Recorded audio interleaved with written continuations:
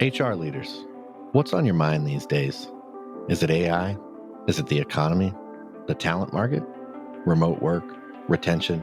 DEI? Pay transparency? New laws? Our 2024 Workplace Trends Report outlines how HR leaders are thinking about these challenges and what they believe will help their organizations overcome them. Want to find out what they said? Head on over to peoplemanagingpeople.com/Workplace Trends 2024 and download the report to find out. Is the way we are working actually working? Or perhaps the way we work isn't working? Ruth Penfold and we dive into this conversation. We approach this from a place of leadership in order to build resilient organizations that are actually working. Now, Ruth has spent the last 2 decades building and rebuilding teams, and with organizations including Shazam and BP Launchpad. While working for these incredible organizations, she saw the same cultural struggles, relationship issues, and growing pains. And she believes that the way we're working right now just simply isn't working, and we can do something better. She is currently advising a number of startups and building a course around innovation and developing her thesis around how we can reimagine the idea of work and create a space for all of us to thrive. We're People Managing People, and our purpose is to build a better world of work. We're owners, founders, entrepreneurs. We're middle managers, team leaders.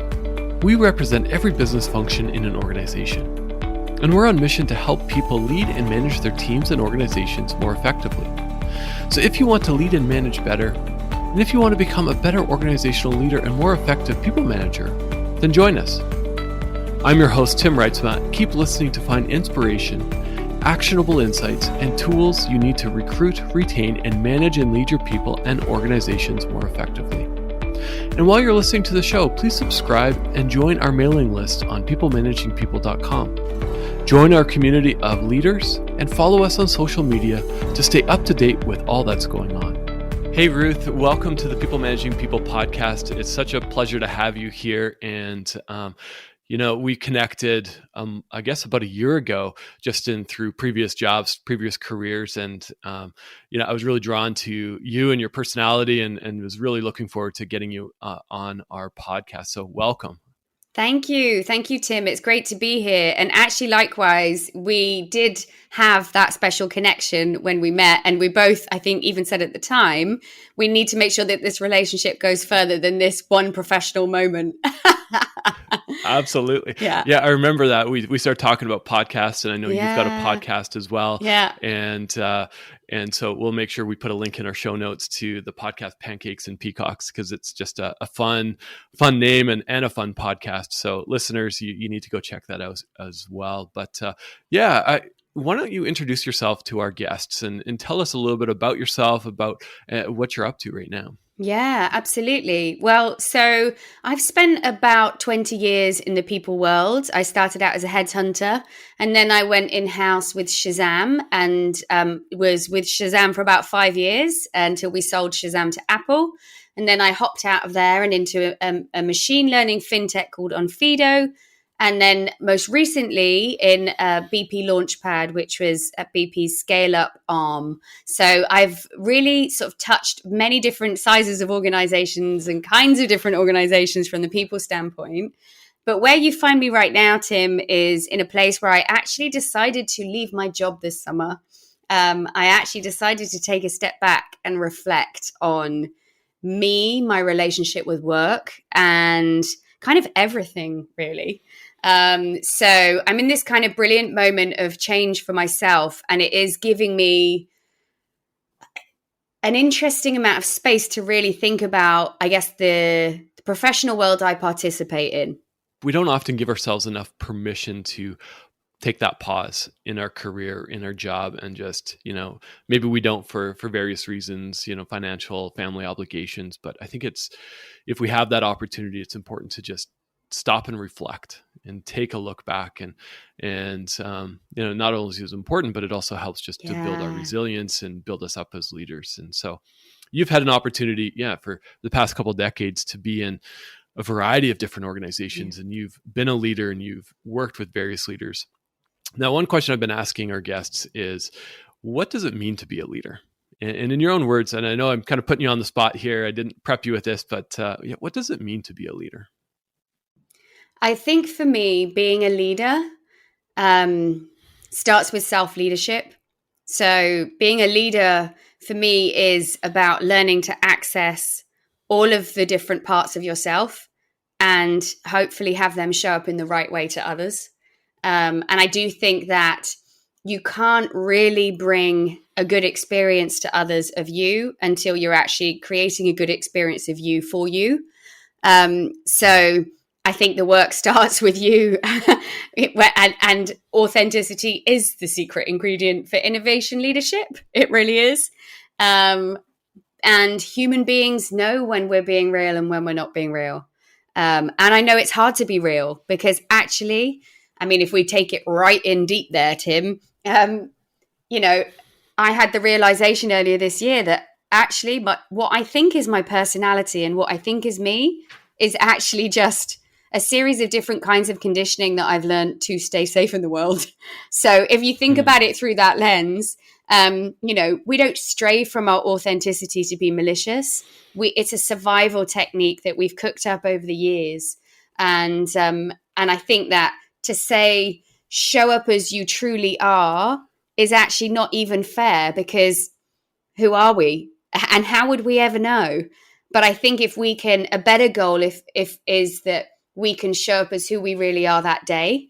And who we really are is vulnerable, imperfect, hopefully honest if we're worried about something, rather than being pulled into stress responses and creating a bad experience for other people. That was not a very concise definition, but hopefully you get the gist. Absolutely. I just to kind of paraphrase, or what I'm hearing is it starts with being an authentic person, and bringing your true self, and your true self may vary from day to day. Right. And it just reminds me of a recent opportunity. I spoke at a local university on a topic of resilience, and it really comes down to the core of who you are as an individual. We all respond to different situations differently, but I asked the class who has done work on understanding their own personal purpose, their values, their belief systems, and out of about 50 students, one person raised their hand. And so, we're going to dive into this topic of the way of work isn't working. And I think we kind of landed on something here about if we're not able to show up in an authentic and vulnerable way every day, we go into this fight or flight, this cortisol reaction, this stressor reaction, which has just such a negative effect on our workplaces. Yeah, it really does. And actually on resilience, resilience as a word became kind of twisted out of shape. And organizations were like, oh, look, we have a team of people who are working really hard and essentially annihilating themselves from the inside out. Look how resilient we are. They just keep showing up. And actually you think that being able to sustain that is resilience for a time. I think I've been guilty of that myself at one point. And actually it's so powerful to learn a different definition of what true resilience actually is, and true resilience is really just learning what our needs are and learning how to meet those needs, right? So knowing that if I feel like this today, what do I need to do to help to support me in this space where I'm at today? Or if this thing has happened, what's my best guess as to the tools that I can draw upon? And, and I think at an organizational level, therefore, it's not about creating sort of these crazy machine humans that can withstand anything.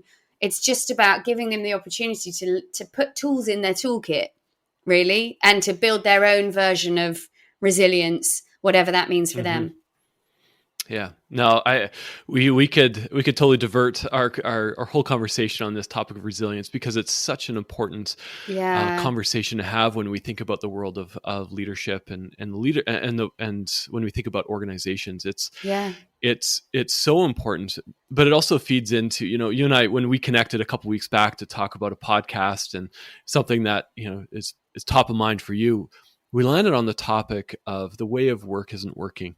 Right. And I think you're spot on, Ruth, when you talk about resilience and how organizations have said, and we could come up with numerous examples of said, oh, look, our teams are so resilient.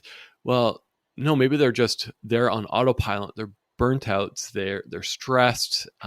So how do we truly connect with our team? And when we think of it in the context of the way of work isn't working, well, maybe we'll just take a step back. What does that mean? What does that mean to you? The way of work isn't working. Yeah, absolutely. And I think, well, I mean, what I can say is that it isn't working for me. And I don't think I'm alone in that because, without wanting to jump on a load of buzz slogans that are out there right now, the Great Resignation being one of them. But I think that for me, what I was starting to experience was a relentlessness that felt uncomfortable, right? So, you're kind of driving towards things, you're building things, but then for myself, what I was seeing was the same challenges coming up over and over again, whether that is the growing pains of an organization that's scaling really fast and the human growth that it needs to be able to do that. Whether it's the relationship struggles that come up, in organizations as they're scaling. And I think that as a people person, particularly one who really is focused on self-development and supporting the development of others, I think where I felt conflicted was, it feels like you want to be spending your time adding value and actually creating something that's quite creative around how we're looking at the idea of a people function in an organization and what it does. But in reality, you spend your time trying to hold everything together and dealing with other things that kind of pull you away from that. And I think that where I landed for myself was that the definition of insanity is doing the same thing over and over again and expecting a different result. And, I was part of an amazing organization working with some amazing people. But I knew that actually what I needed to create for myself was some space to be able to reflect on and maybe reinvent how we might do this better and to create some space in my world to do that. And I've been very lucky, Tim, actually when I took a step back, I had a bit of time and then I was very blessed to have some companies reach out to me and say, hey, can you help us? Can you talk to us about how we're thinking about people? So I'm actually quite lucky because I have organizations right now who want to experiment around this stuff and who want to think about how to do it better, even at a kind of micro level before we get to the macro stuff. Mm-hmm. Yeah, it's I've had an opportunity to work with startups and smaller companies, whether consulting or in-house, and I think you're right on the mark. And if somebody's listening to this and doesn't agree, we'd love to hear from you and love to continue the conversation. But I feel you when it comes to growing pains, when it comes to the people function. It's like getting the machine working in terms of the leadership side of things. I think there's opportunity there. Often we focus on the product, but we don't necessarily think about, okay, how are we going to scale our people organization or people function? Tie right back into resilience. It's like, okay, we're going to scale our product, but we're going to keep the same amount of people. So who's going to do that work? And you think about burnout. You think about, what is that going to do to our organizations? With the human growth side, and I'd love to unpack that a little bit with you. And so, what does that mean? The human growth, or to scale an organization? Yeah, absolutely. Yeah, and actually, before just to Tim's point, if there are people listening to this who aren't just exhausted with, tell us because we want to know what is it? How are you doing it differently? Yeah, exactly. You can write to Tim and he will let you know, right? Yeah. But yeah, no, I mean, gosh, when I talk about human growth, so I think if you think about it from the lens of a founder who, by the way, like founding an organization, I have such a huge amount of admiration for because it is hard to put yourself out there in the world and try to build something. So I have a huge amount of respect when it comes to what it takes to do that. But even if you start at that table for those people, what they have to go on within themselves is like a hockey stick curve growth. Because if they want their organization to scale, they have to scale themselves at the same time. And that means, learning the nuances of leadership really, really, really quickly, and quickly making sure that they know where they're strong and know where they're weak, so that they can kind of build a team that can work with them on that. And then you've got their kind of early crew. And now that early crew, can also, I have seen that early crew scale with an organization. I mean, there's inevitably time where people start coming in from different organizations, and then you sort of have to kind of think about how you want to make sure that you're holding the culture together. But certainly on Fido, the company at this, the second but last company I was with, did a phenomenal job of having a really, really solid crew of early employees who actually stayed with the organization for a really long time. And actually many of them went on to then have their own businesses, which really is, that really is a great story if you can actually do it. But what it takes for those human beings is, learning how to live in innovation energy. And there are definitely characteristics and things that you need to have in your organization to support that.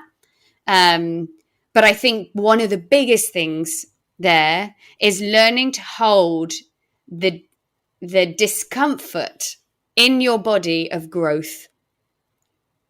People think about having your own startup, and whether it's yours or not, as it grows, there's the great stuff about that. You have to hold that in your body, but you also have to hold the fear in your body.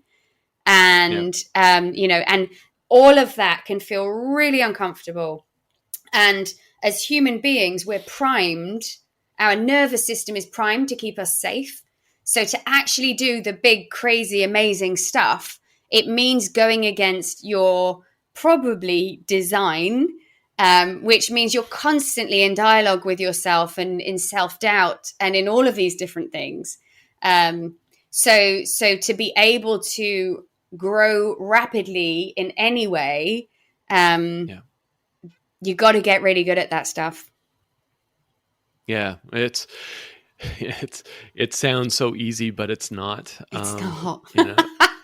It's something that, again, we default as humans to what we're comfortable with.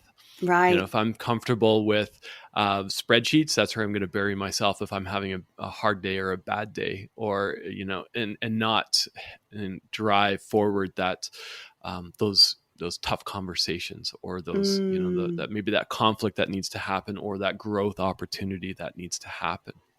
And so, in the context of, okay, the way we work isn't working, right? We know we need to develop ourselves as leaders, whether we're in a startup or in this Fortune 500 company.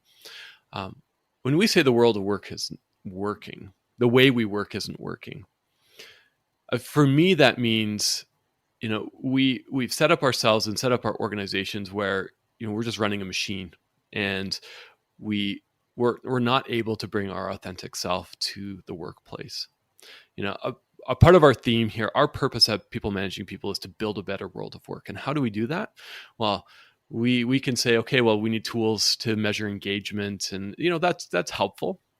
But what that means to me is how do we create and build leaders who can bring their true selves and build a trusting team? Because, man, if we have the trust of our teams, we're gonna outperform. We know that. We know that because if people are able to bring their whole self to work, we know, and data shows that that organizations are going to propel themselves into way quicker than those organizations who don't have that trust, that foundation. What are your thoughts on that? Yeah. So it's an interesting one. So, and I guess where my brain goes sometimes, Tim, is there another way of coming together to build stuff that's actually completely different to the organizational models that we have today?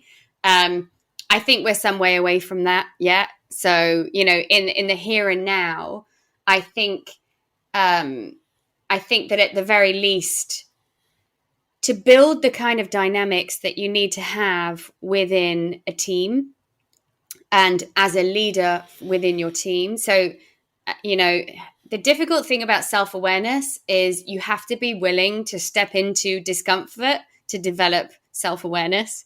And so if somebody isn't willing to step into discomfort, even if they can hold the discomfort of founding a company, and this isn't just about founders, this is about all of us, right? But if they can't hold the discomfort of growth, they're really going to not enjoy developing self-awareness and learning about themselves, because that means, I'm sorry, folks, stepping into some of our pain and looking at how we are, why we are, and learning about ourselves. And the more impact focused we can be as leaders, and that is to consider how we show up to others and what our impact is, so much the better. But actually, do you know what? There are some ways that you can get around this. There are no shortcuts to self-awareness, just to be clear.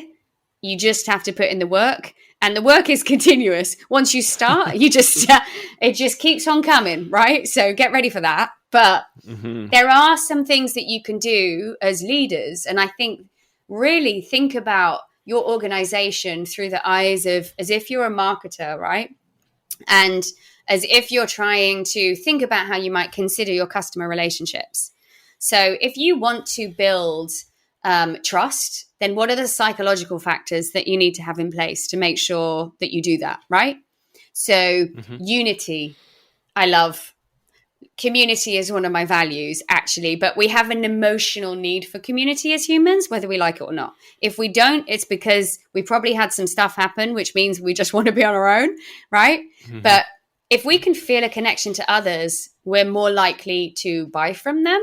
That's how it works when people are marketing to us.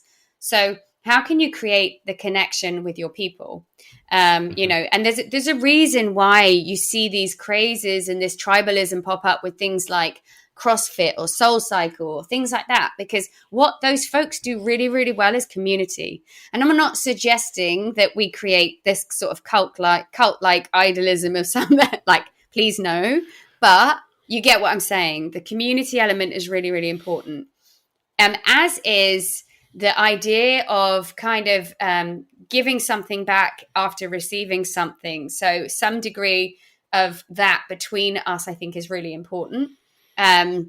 We build up our feelings of, if we can build up our reserves of good feelings towards others by giving and receiving, and that flow that we create, it's really powerful. And I think also as a leader, like, who do you buy from? You buy from people that you trust because they seem to have some kind of authority about the thing that they're doing. Now, let's not go there. Now, I'm not suggesting that you go and pretend you know all of the things when you know none of the things, but actually you'll create authority by saying, I know none of the things. You know more of the things. Show me. So take that approach instead.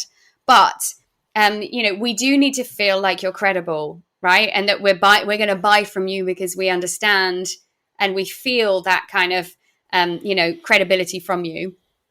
And then the perception of you. So that's the branding side, right? So we're massively influenced by other people. I hate that about me. But we are influenced. I try not to be, but I am influenced by other people. And I think lots of humans are the same, whether we like it or not. So, if other people feel good about you, we're probably going to feel good about you too. So it's kind of building that good energy. And I think if this stuff doesn't come naturally to you, then that's okay. I mean, like, look at it through the lens of how you would scale the commercial side of your business and consider your relationships with your team through that lens. And then you can, I can go deeper into building stakeholder empathy maps and all sorts. But you get where I'm going with it, right, Tim? Yeah, absolutely. Yeah, I'm following you for sure. Yeah, I think it's you're talking about some things that I haven't necessarily thought about. So I'm learning here, and because it's so easy to say, it's like, oh, we just need to build self-awareness. So you take an assessment and then it says, hey, you're not that self-aware, and then you don't agree with it. So you kind of put it on the shelf and go, no, I'm the most self-aware person I know. Yeah. And Let me go back to keep leading Strengths through that Finder, lens. because that tells me I'm good at things. Yeah, exactly. I'm just going to go back to the assessments that I like. That's kind of putting that chip on my shoulder, making me sit high on my soapbox, and it's a great assessment. I think we need to balance out these assessments. So assessments are great, but they don't tell the whole story, and it doesn't help us necessarily build our organizations in a way that will work. It's great. We can have a great product. We could have, a great sales team, but we could have terrible leaders in our organizations. And, just to go back to this buzzword that I, kind of cringe when I hear it, it's the great resignation. But what if we in an organization, whether we're leader or people culture, wherever we are, or on that org chart, but what if we call it the great reflection? We actually take time and just reflect internally of going, oh, like attrition is good. We turnover is great, but let's ask ourselves, what's going on? Yeah. What's the reason behind it? Is there data that we can extract to help us become more resilient into the future? Resilient organizations, but also resilient leaders. And maybe it's, we don't like what we see when we reflect in and actually sit back and go, what's happening? I worked at an organization and we went through a turmoil where about a quarter of the workforce left within a very short period of time. And there wasn't a lot of reflection.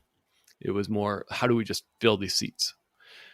And so if now, many years later, if we would have actually took time and reflect and say, hey, what's happening? Like, the way we're working isn't working. Yeah. What's happening?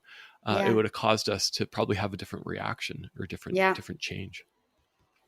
And I'm curious, have you seen that in companies that you've been involved in or of? And are people taking this opportunity to reflect? Because that helps build our self-awareness.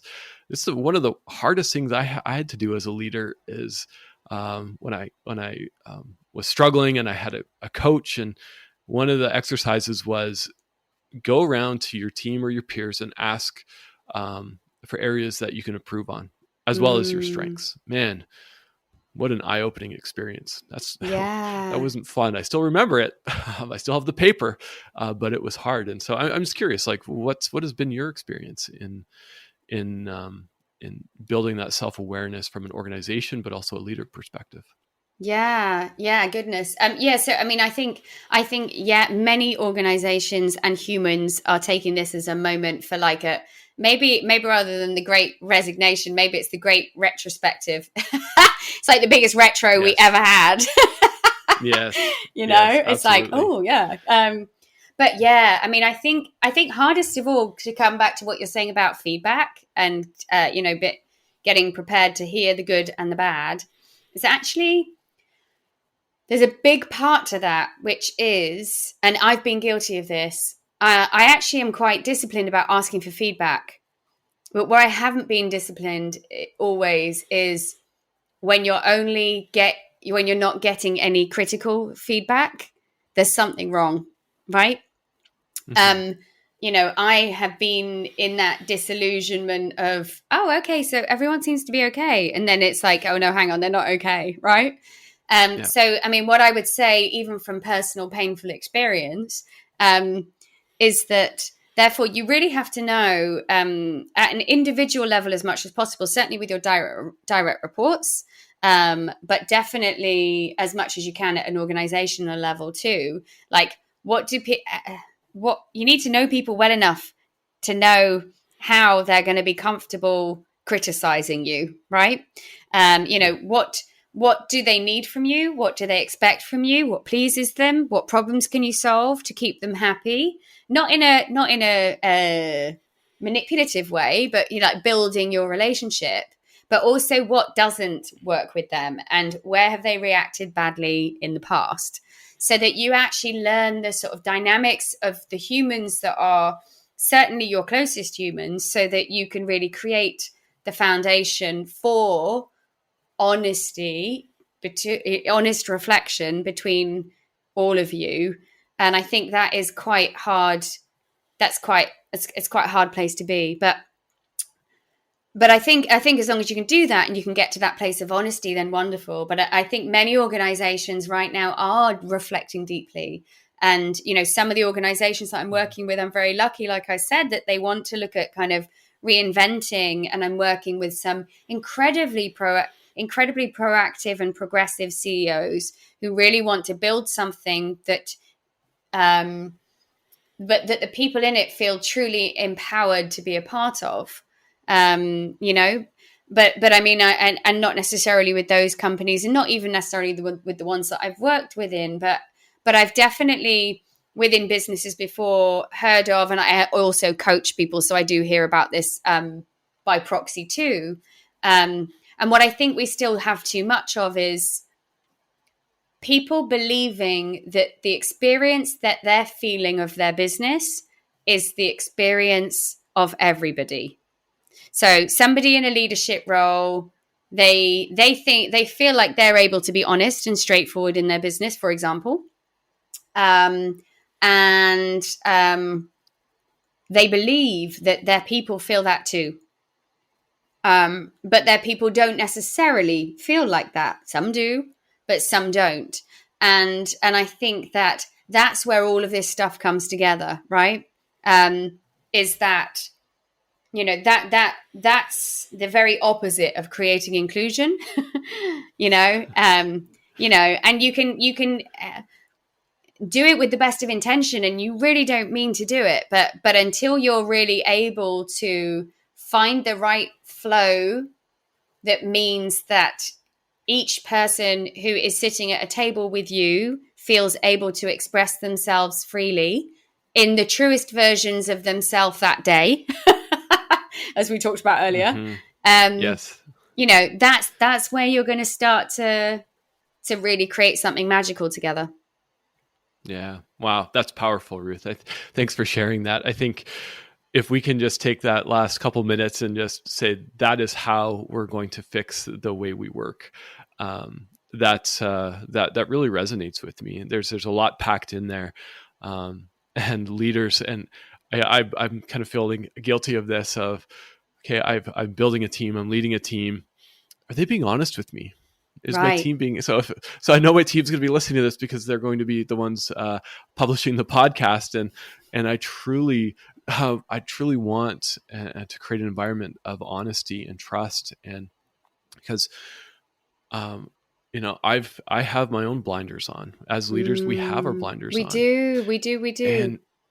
And man, if we're not open and receptive to hearing that criticism, that feedback, I often, and I'm guilty of this, if I get feedback, I go to a place of defensiveness, and I feel the tension, and it takes me a while to just calm down. So often I'll end a situation, or I'll leave a conversation just like, okay, thanks for that.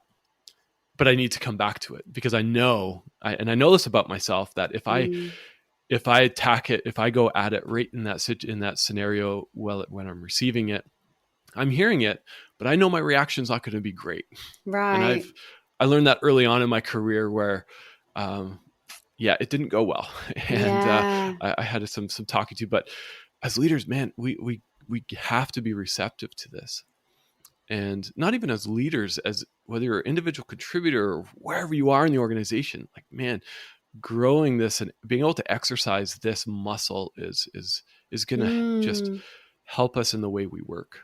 Yeah. And I like to also say to particularly lots of people when I'm coaching them is leadership is an energy. It's not a job, right?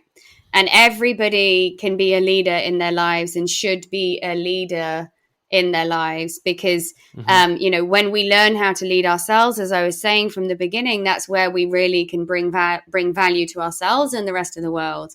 But anybody who is working their way up the corporate ladder, or you're kind of looking up and you're thinking, please remember those words. It's an energy. It's not a job title. And if you can start to tap in and bring that energy, before you know it, the doors of your career will start to open before you, because people will be like, wow, what is it about that person?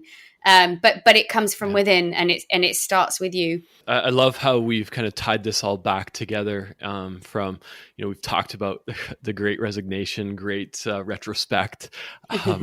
We've talked about resilience, and I think we could spend an hour just on that conversation. But, even going right back to the definition of what it means to be a leader and tying that into the way we work isn't working. And I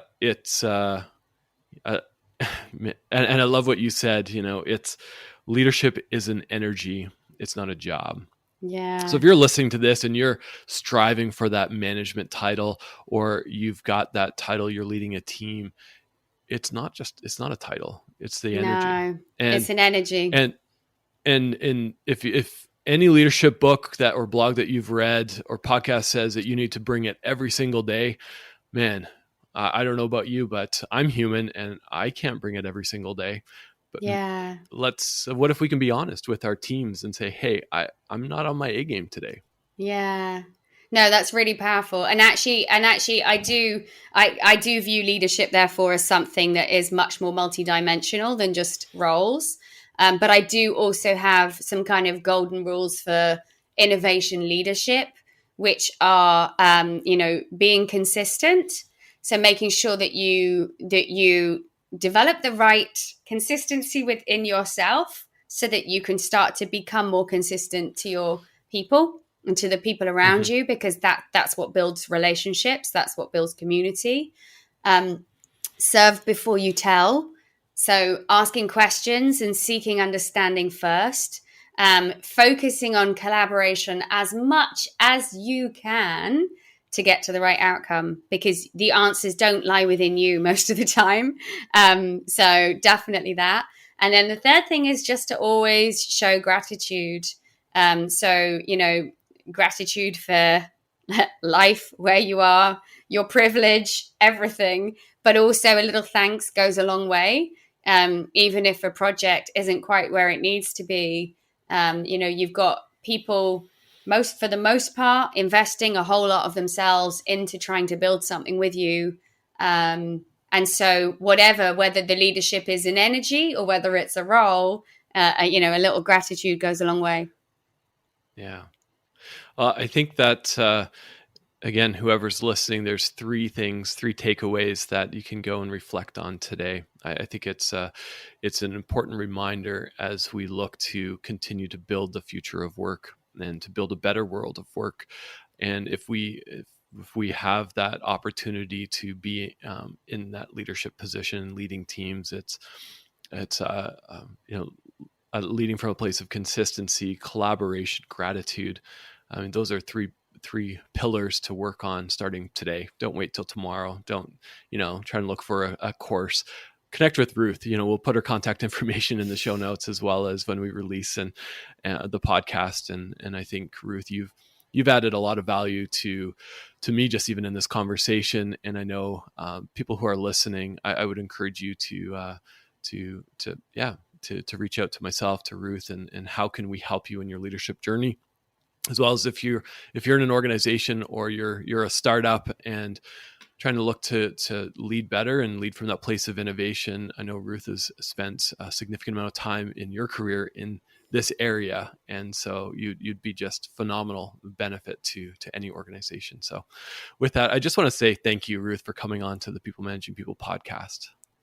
Thank you, Tim. It's been a total pleasure and wonderful to spend time with you. Yes, and again, if you're listening, we'd love your feedback. So please head to peoplemanagingpeople.com and check out the podcast. You can follow us and subscribe to us on all your major podcast players. And with that, we'll wrap it up. And I hope you have an amazing day.